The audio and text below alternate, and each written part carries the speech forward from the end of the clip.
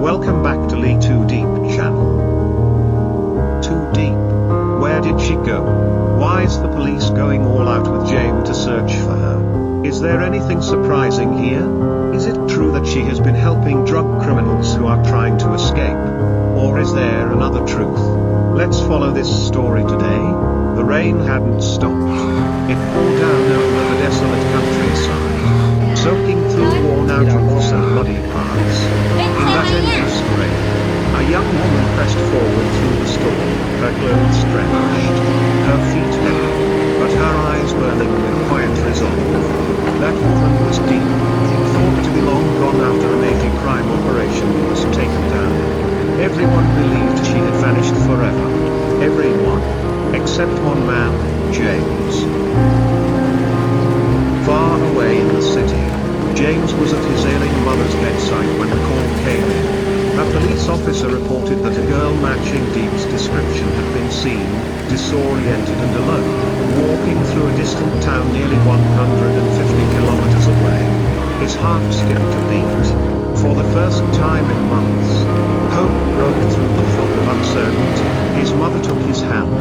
If there's even a chance, bring her back. I'll be fine. James didn't hesitate. He asked his friend Trang to stay with his mother and immediately reached out to Lieutenant Lam, the officer who had once led the investigation into the crime syndicate run by the notorious John, the man who once had Deep under his control.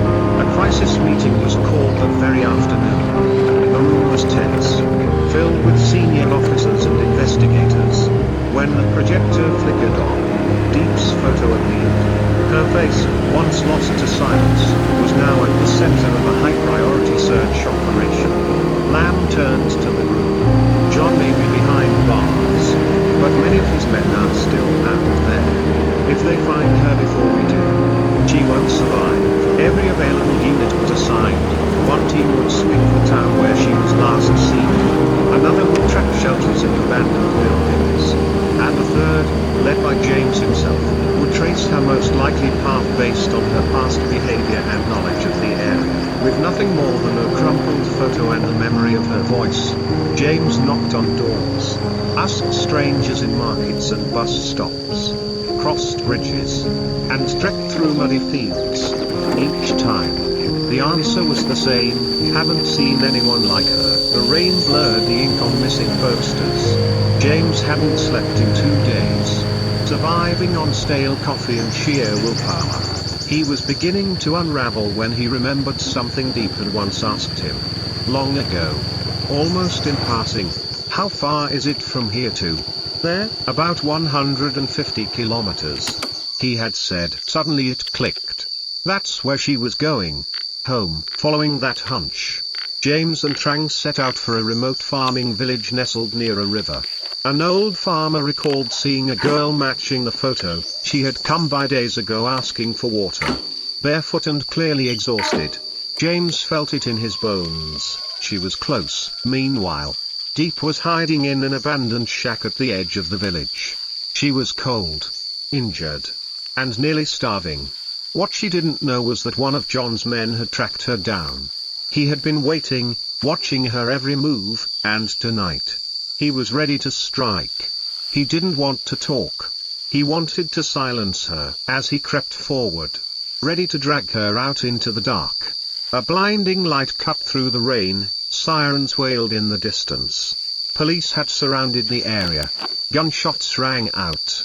Deep screamed. The thug fired wildly before being taken down in a brief but brutal exchange. James was the first to reach her, bleeding slightly from a gunshot graze on his shoulder. He kicked open the door and saw her curled up, too weak to stand. Without a word, he rushed in and held her. I thought I'd never see you again, she whispered, crying against his chest. I was never going to stop looking. A week later, Deep was recovering in a private hospital under heavy protection. Her testimony would help bring down the remaining arms of John's criminal network. The case was closed. Justice, at last, was served. James, though offered a public commendation for his help, declined it all. He didn't need recognition. He just wanted her to live. One golden afternoon, As the rain finally gave way to sunlight, James entered her room quietly. She was sitting by the window, watching the wind move the trees. He asked gently, "Do you think we have another chance?" She looked at him, smiled faintly, and took his hand. "If there's still hope, then fate still owes us a better ending."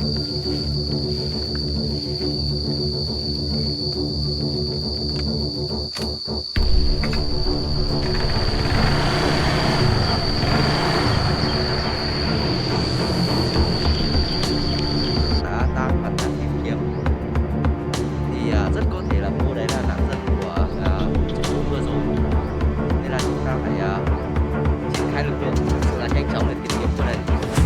Anh em chú ý nhé.